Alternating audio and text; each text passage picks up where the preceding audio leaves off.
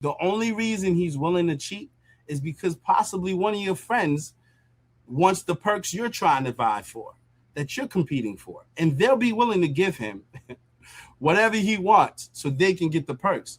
So a lot of times these decisions and these demands are very unrealistic, ladies.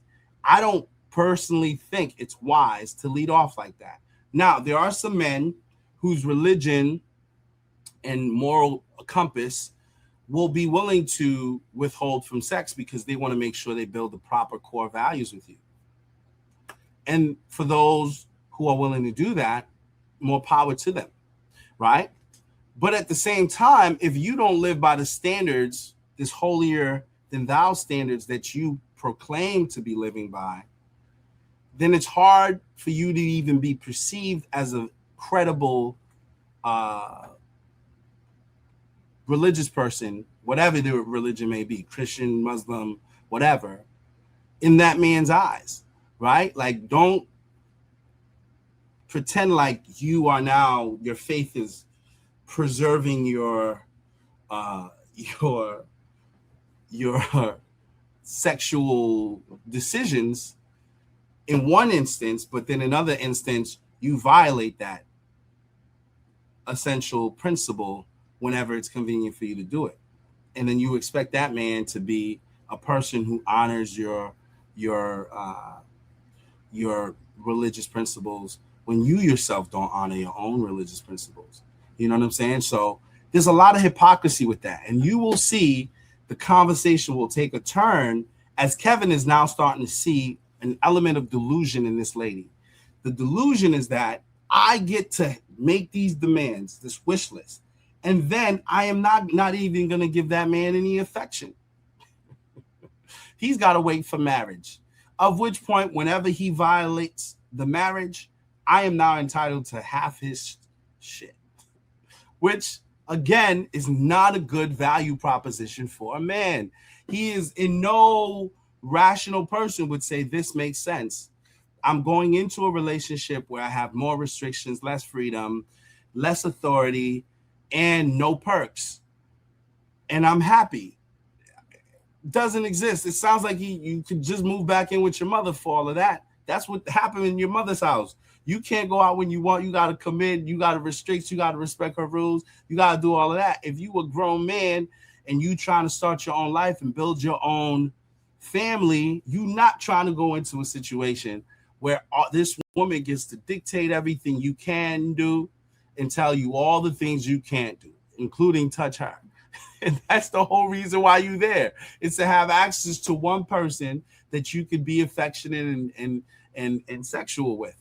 But this lady thinks that this is appealing to men. It isn't, because a lot of us don't believe you. We don't believe you this virtuous, flower that's been untouched. Miss, the facts show that you've already been outside. There's nothing to see here. There's nothing new under the sun. Your box is not that unique that, the man's now going to jump through hoops in order to get it. He's bartering against himself to get access to you when you made no other man do that. It's not a good value proposition. And what Kevin does is he, without emotion, exposes the absurdity of this demand. It's like, miss, do you hear how this sounds? It doesn't sound rational.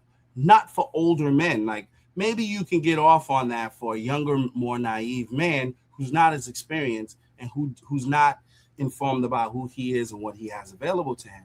But for an older man who's been around the block, he's not really going for that. So he had to break the news to her. Yeah, no, I wanted peace of mind. Okay, well then you got peace of mind and you'll die alone by a dog, because this is the open market. They don't have to care about your guy. If I do get married, I will Zoom you again and make sure No. You won't get, I would tell you this, you won't get married to a man the caliber you talking about. I would bet a lot on that, because the men that you're talking about don't have to take a 32-year-old woman who ain't gonna have sex with them until they sign until they're legally married, and then know that at best they might get one kid out of it.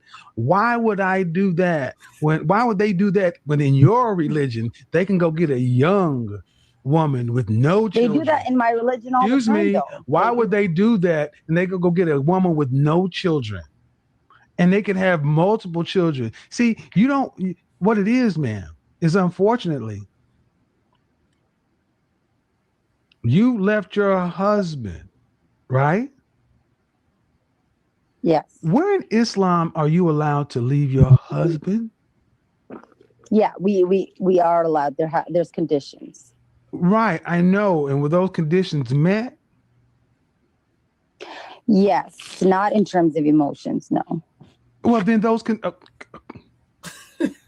So the divorce decree, the dissolution of marriage, was for what reason?